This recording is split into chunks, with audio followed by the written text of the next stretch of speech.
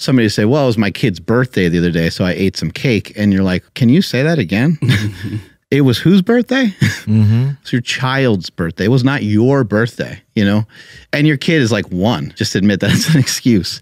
There's so many different versions of somebody getting very heavy. You know, somebody might be abused as a child, which is like the case of my mother. So then as she was older, she had a lot of things in her head that she would have had to clear out and clean out and fix in order for her to not only lose weight, which she did many times, but to be able to keep it off, right? Yeah. It's like you can't just change a handful of habits and have long-term success. You can have short-term success by changing some small habits, and that's wonderful. But to have the long-term impact, you got to kind of change and reframe a lot of the ways that you think about things. And one thing that comes to mind is just like something as simple as like celebration. You got to like reinterpret how you celebrate. Like somebody say, well, it was my kid's birthday the other day, so I ate some cake. And you're like, can you say that again? It was whose birthday? It's your child's birthday. It was not your birthday, you know? And your kid is like 1. So it's like your kid doesn't eat, you know what I mean? Like just admit it's fine to eat the cake, but just admit that it's an excuse. So I think a lot of what people are dealing with that are heavy, that have gotten it to be heavy, is they really have to figure out a way to reframe a lot of the stuff that's in their head. And a lot of these things are concepts that may have been there for a really, really long time because maybe, unfortunately, they got really heavy at a super young age. And, you know, it's really interesting. There are aspects of what she was talking about within that video that I agreed with, but there are some things that I found I just couldn't necessarily fully wrap my mind around, although it made sense. We know the statistics that 70, if not more, like maybe 70 to 75% of the US population at this point is overweight, and around 35 to 40% of them are obese. And she was saying certain things that I didn't really think about, but I can understand it. She was saying things like chairs at doctors' offices are fatphobic.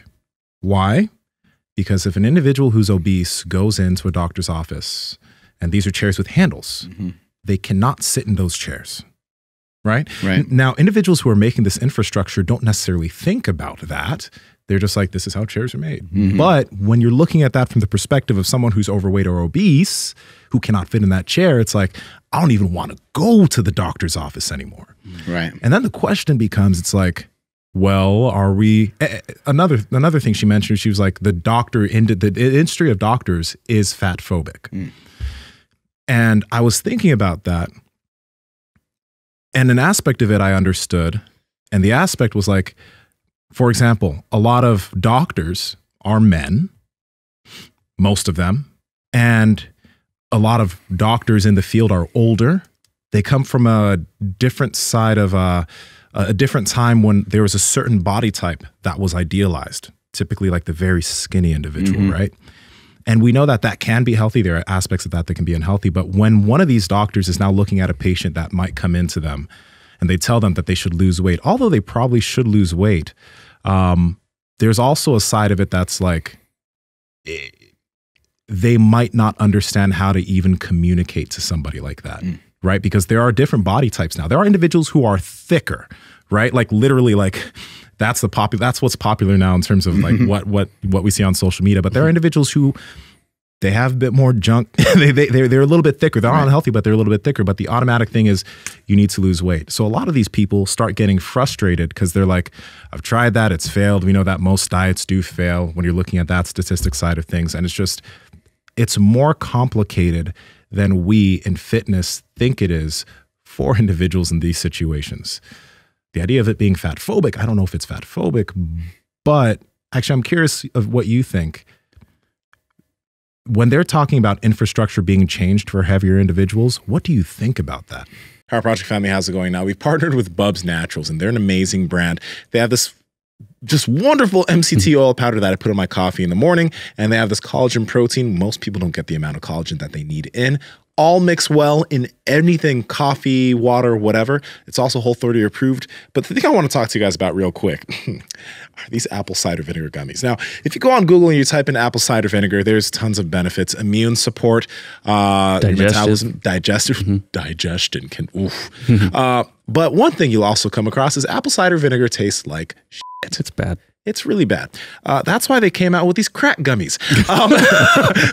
The reason why I call them crack gummies, and it's an empty little package of them, because we can't not eat a lot of them at once. They're really good for you, don't get me wrong, but they also taste really good. And it's hard to only eat 2 at once, and the serving size is 2. So you guys should get this. You should only have 2. Good luck. Good luck. But the benefits of apple cider vinegar, actually, from these gummies, I noticed that honestly, it's helped my digestion a lot. So a ton. Yeah. Yeah, it definitely has helped me, hit the bathroom a lot more consistently. Mark always talks about, may your shits be tapered, and I guarantee you with those, they will be. They will be. But just, please don't eat the entire bottle the way we do, but they're that good. And, I have tried apple cider vinegar and all that stuff, and it made me sick. I felt real bloated, and I couldn't be consistent with it. With this, it's very easy to stay consistent. We're too consistent. A little bit too consistent, yeah. But head over to bubsnaturals.com and make sure you guys enter promo code POWERPROJECT to save 20% off your entire order. Again, bubsnaturals.com, promo code POWERPROJECT to save 20% off. Links to them down in the description, as well as the podcast show notes. Everything to me always comes down to parenting. Everything always comes down, because like, no matter who you are on the planet, everyone has had a parent or 2 parents. You were born from something, and I realize there's kids that are adopted and stuff like that, but like, you end up with somebody that is taking care of you. You end up with somebody.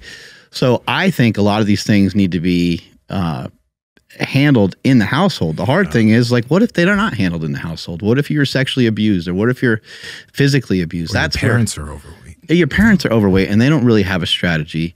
I went to Quinn's volleyball game a couple days ago, and I saw a family.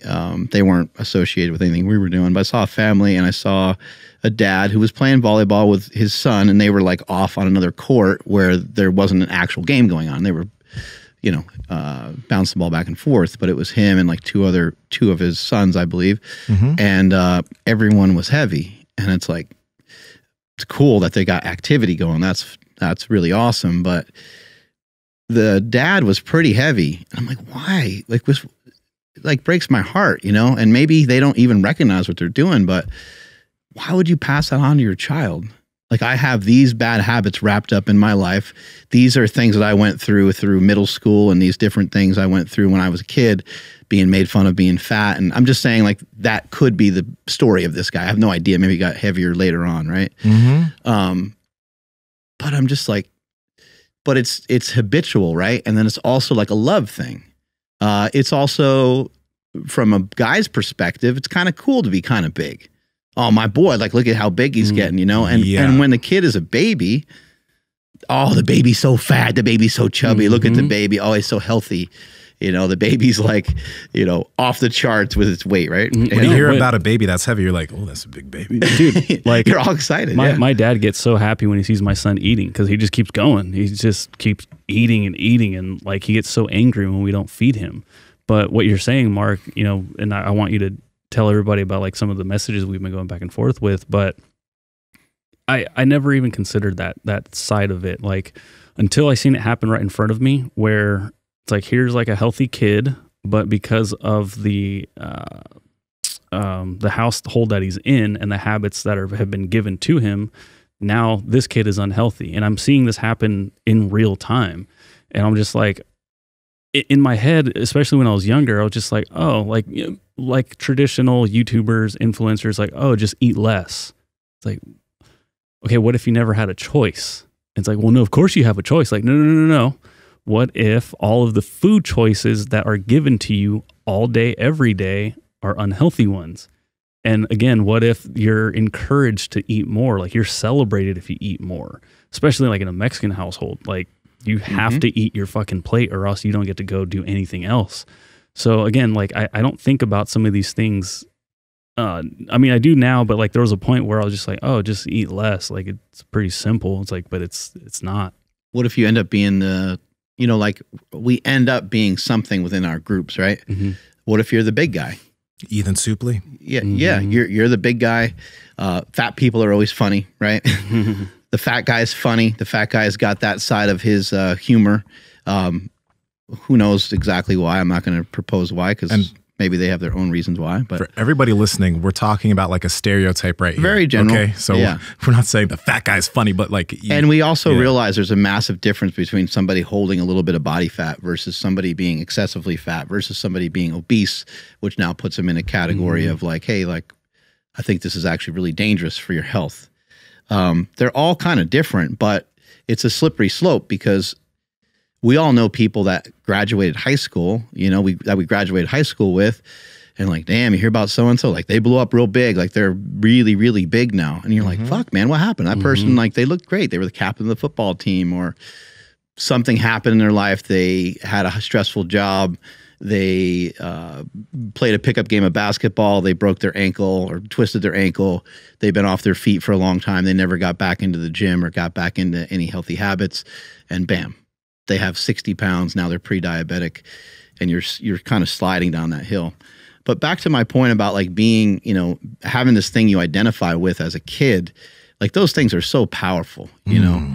Nsima, you know, Nsima is getting acceptance for soccer. You know, Mark's getting acceptance for football. And like, as much as like I hated all that, I wasn't really a fan of that, because as I've told you guys before, like I was in like special needs classes, and the kids that I had class with, they weren't the cool kids. So I kind of like hated the whole clique thing and all that shit with like the jocks and whatever. So I never really ran with anybody. I just kind of like was almost a little bit more like a loner.